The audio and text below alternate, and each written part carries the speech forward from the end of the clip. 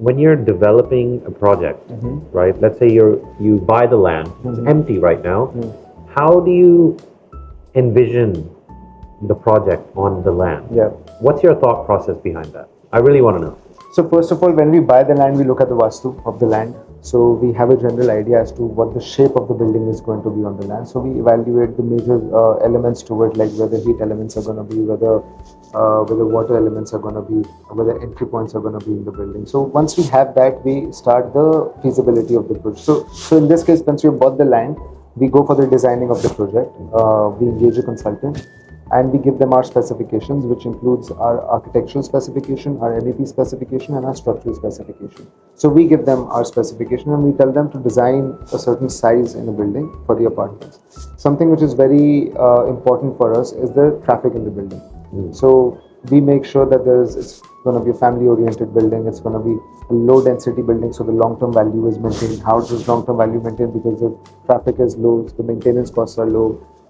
The demographics is different. When you have family-oriented demographics, long-term, long-term demographics coming into the building, they don't want to move after 1 or 2 years. They're not looking for rent negotiations every year. They're looking for stabilization. They're looking for stability rather. So that brings in long-term, value for the project. Then we start designing them. There's a lot of back and forth going on during that stage. We have the initial approvals from the authority. Once we have the areas finalized, once we have the internal layouts done as per our specifications, then we go for the final approval, which is a little more detailed, where we talk about the MEP specification. Another important thing for us is the MEP specifications. We have our standard guidelines, because again, this is the core of the building, and a lot of the money during construction is part of MEP. And all these things you'll only get to know once the building is, let's say, 3, 4, 5 years old. Once the building is new, you would generally not get to know any of these, what the MEP is for the building. So we spend a lot of money on that. We use BIM modeling as well. We make sure that the building is in 3D model.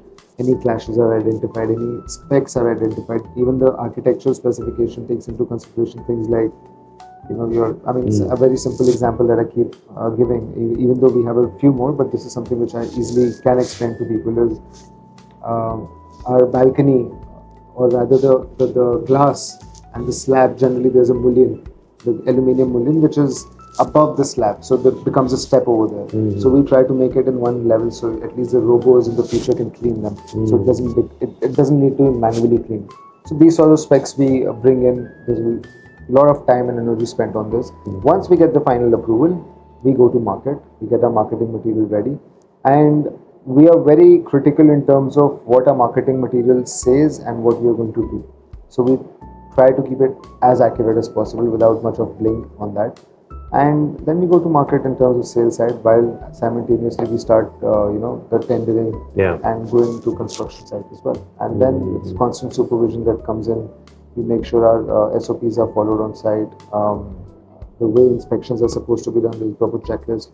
We have construction management software that we use, so that everyone in the meeting room, everyone who is involved on the project knows exactly what their responsibilities are, how they are accountable, and how they can make sure things are getting done. Because what happens is, many a times the contractors, they feel that they are being and the industry is such, it's a very authoritarian industry. It's a top-down approach. And we are contractors back in Delhi as well. We've been in contracting for about 2 decades in Delhi, little more than that. And mistakes happen on site. It's a construction. Everything is done by hand, by labor, by people using their hands on site. So whenever things like that happen, in the end, it's an engineering product.